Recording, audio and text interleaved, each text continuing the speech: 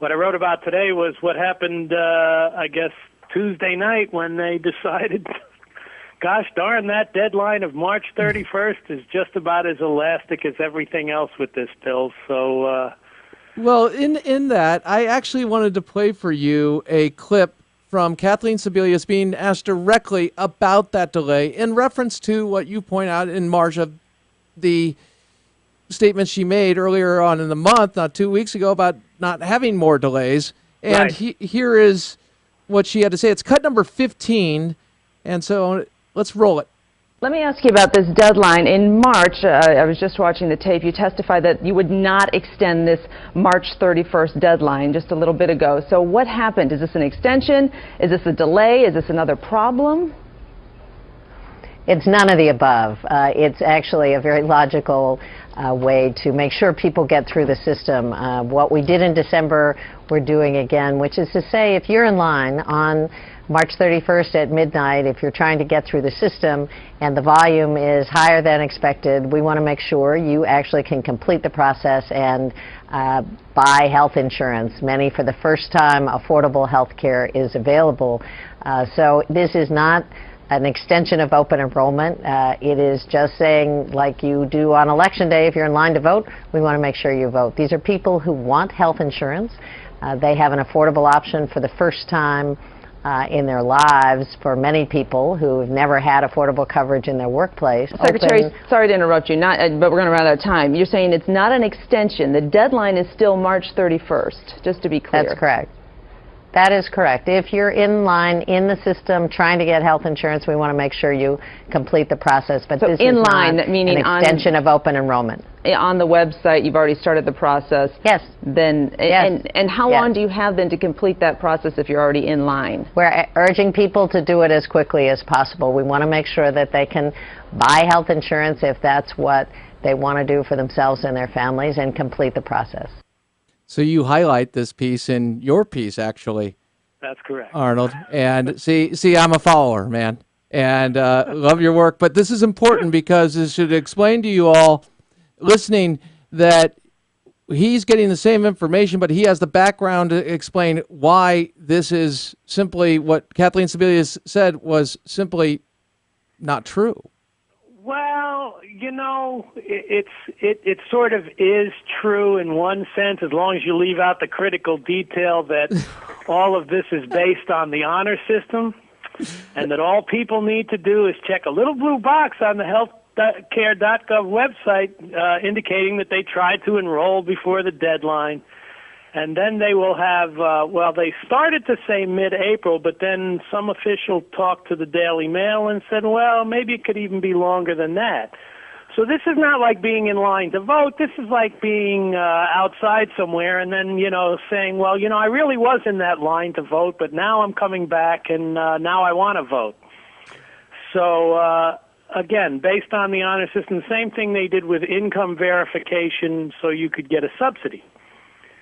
Yes. So it's just more semantics, more lying, more playing with a law that was, you know, written by Congress, signed by the president, called by Democrats. Oh, this is the law of the land. I wish they'd ask Democrats what part of the law is the law of the land, because for the life of me, you know, last week I was talking about how now they're even talking about the possibility of extending the risk corridors, which for your listeners who don't know, that's essentially the ability of putting the American taxpayer on the hook for bailing out the insurance companies should they get too many adverse selections of insurance. In other words, too many old people, not enough young people, and if they start losing money, they have, I believe, a $25 billion fund that's a backup, but if they run through that, then it's on the taxpayer to make up the difference, and there's no amount of there's no limit on how much taxpayers could be on the hook for. So it's all part of the same game. Okay, and the same game, yet we're in uncharted waters, as you've stated. Well, here's the thing, okay, and I think the American public are starting to catch on. If you can do this to this law, why can't you do it to any other law? And if you now have an executive branch that can literally rewrite law, and I have to make this because it's an important point.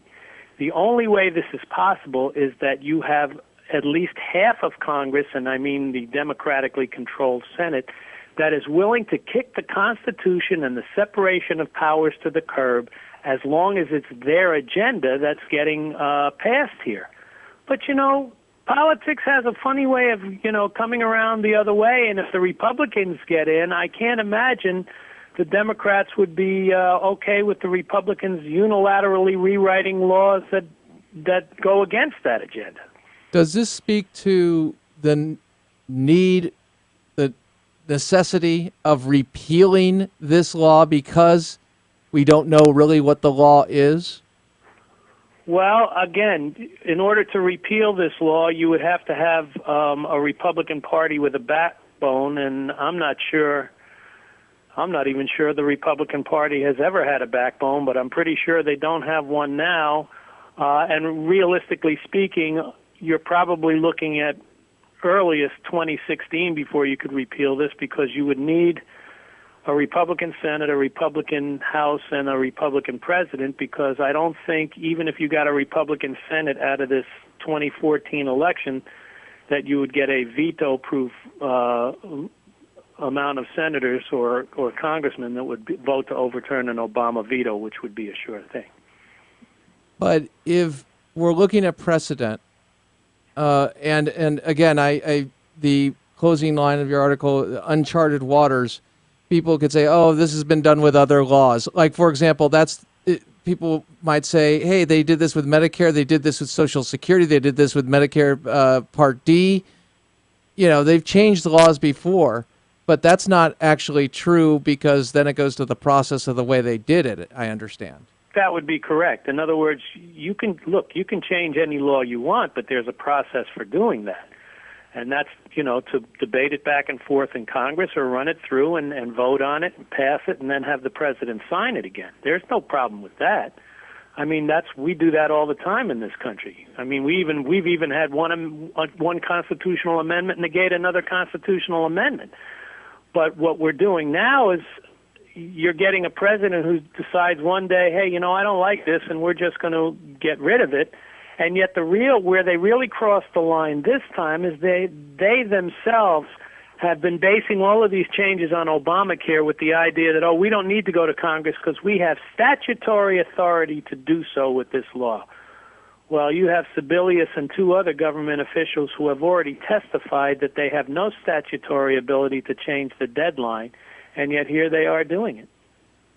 So once again, obviously we have the records to show this. Did our founders envision this type of corruption, and is this the fourth estate's job to expose, and for us as Americans without hyphens sit there and without party thinking that way, looking at this going, hey, this violates the rule of law, this stops, and we either get it done through some type of congressional action from a party that would have a backbone, or it comes down to elections? Okay, well, I would disagree with a couple of things. Number one, I would disagree with the notion that the Founding Fathers anticipated that there would be members of the legislative branch who would be so corrupt that they would acquiesce to a power grab by the executive branch simply because it accrued to their agenda. As far as the newspapers go, it's funny you should bring that up, because I wrote an article that you obviously didn't see because it was on the Patriot Post, and I said I took is it Reince Priebus, yes. Yeah, okay, the world's GOP most chair, complicated name. Yes. Anyway, he did something a while back when MSNBC was hammering the American right because they supposedly were against this interracial family doing a Cheerios commercial or something. And he said, okay, look, either you're going to apologize or we're not going to let any Republicans appear on your show. And I said to myself, what if the Republicans boycotted the entire mainstream media and decided, hey, you know what? When the New York Times asks us for a quote, we're going to say no comment until you decide to print both sides of the story. Same thing with ABC, CBS, NBC. They could still get their message out on outlets like Fox and maybe the Washington Times and a bunch of conservative websites, But I think that would be a real game changer, because I think that the mainstream media needs a certain amount of acquiescence by Republicans in order to function, even so much as maintain their business model. I think that without having, a certain amount of Republicans appear on TV, they would look pretty stupid and they might have a serious drop in the ratings. And I was just wondering if something like that were possible. And I got to ask you, in that place where you look at Republican complicity, is John Boehner, you're speaking to the Boehner, McCain, and overall establishment behind the scenes that worked against what we saw down in Florida 13 in the sync election? And without a doubt. Without a doubt. So I mean, because I think I remember commenting, and I remember being on a panel regarding the election of 2010, and I said this is a rejection, yes, of President Obama and the policies, much like we saw with the '94 revolution in that sense, but it's also a reaction to the establishment.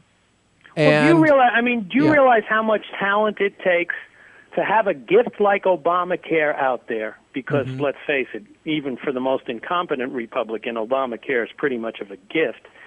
And still be out there talking about, we may get around to passing amnesty, before the 2014 election or after it? I mean, what is wrong with these guys? It's a great question. And I look at people like Paul Ryan, and that really, it shocks me. I see his work in entitlement reform, and then he makes a comment, it's not if, it's when.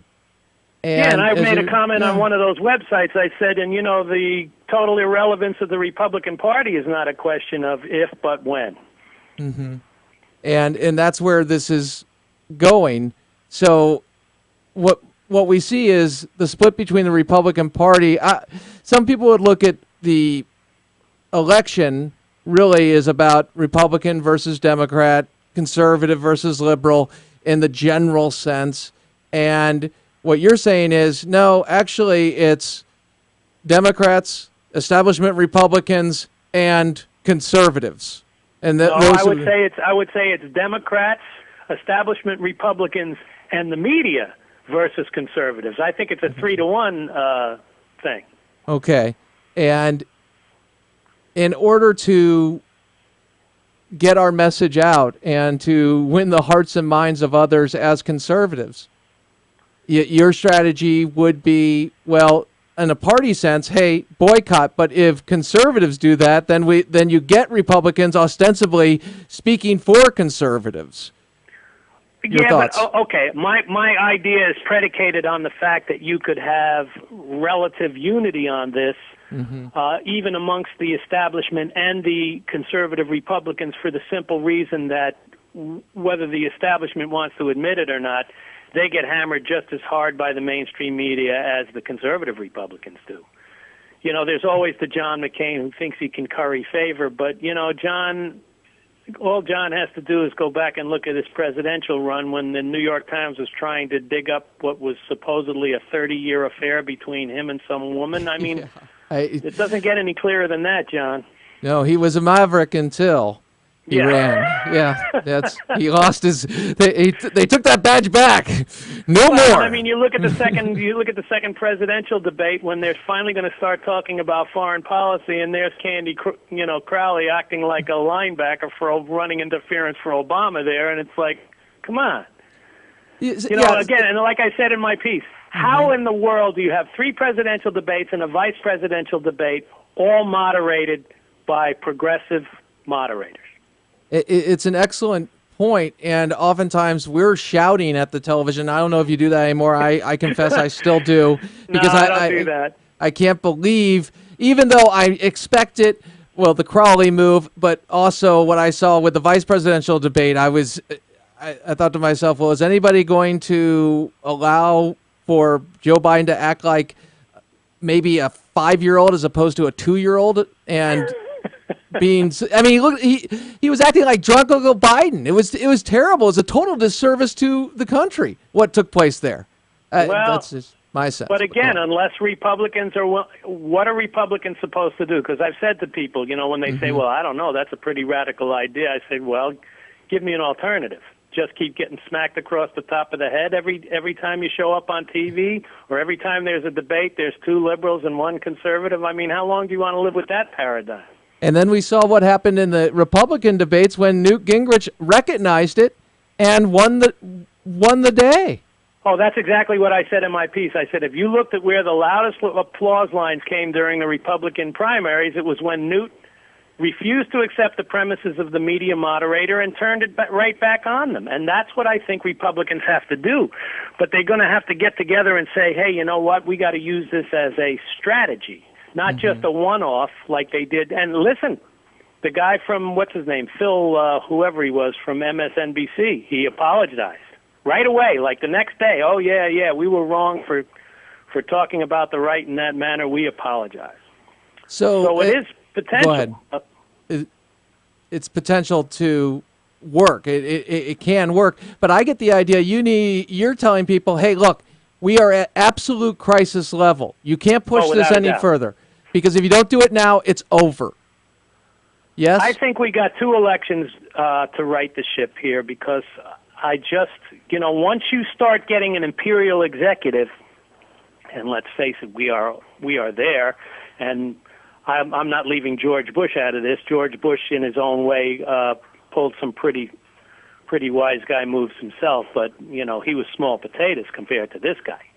And if we keep pushing in that direction, pretty soon we're not going to need Congress anymore, because we're just going to have them there to sort of set the stage for the president to do whatever he can do.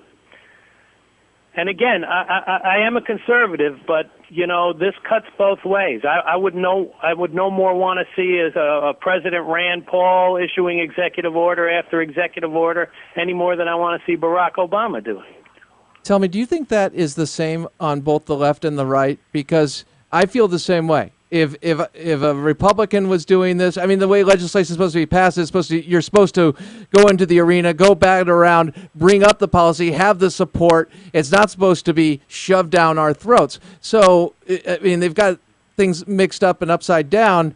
So, do you think what you just said about the fact that, hey, if it's a Republican or Democrat or a liberal or a conservative doing this type of thing, it's wrong, and we've all got to agree on that? Do you think that varies along the line of political spectrum when you ask, hey, do you agree or disagree? Yes, I do.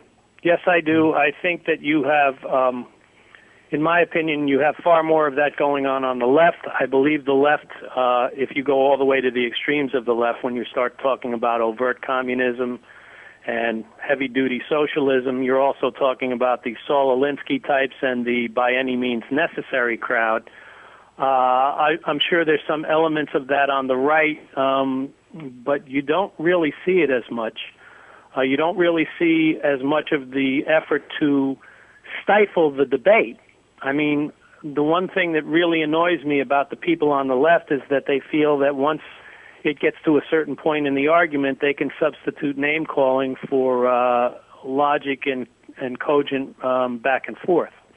And the repeating of the line over and over again. And it could be a lie, like the 77 cents, for example, the 77 wage gap, whatever it may be. Yeah. I mean, look, there's no question, but I wouldn't call that necessarily an exclusive quality of the left.